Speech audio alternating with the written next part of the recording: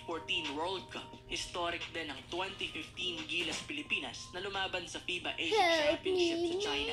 Sa kabila ng hindi ganong kalakas na roster, overachieved to at naging finalist pa matapos matalo sa kanilang opening game. 7 sunod naman na panalo ang nakuha nila. May average pa ng 25 points na lamang. Domination ang pinakita ng Pilipinas sa win streak na yon patungong gold medal game. Pero wika nga nila, kung gaano kataas ang lipad, siya ring lakas ng pagbagsak.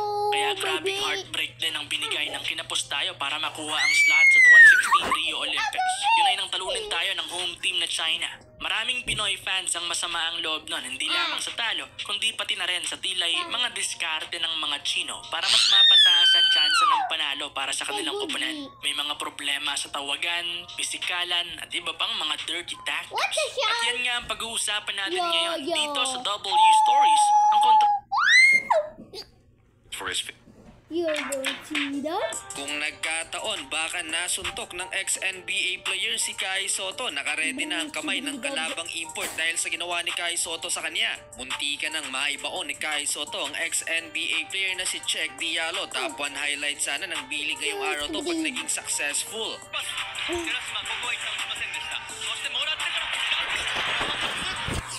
Sayang mga idol, bago ang play na punta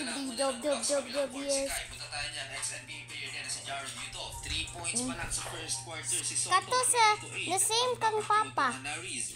We will...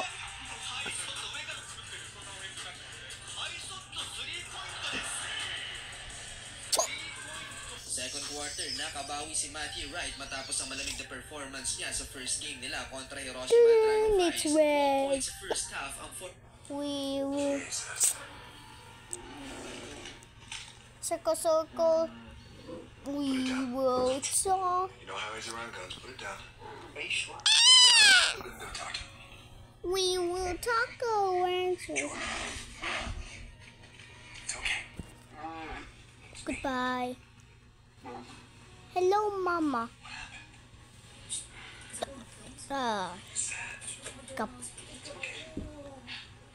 Goodbye, everyone.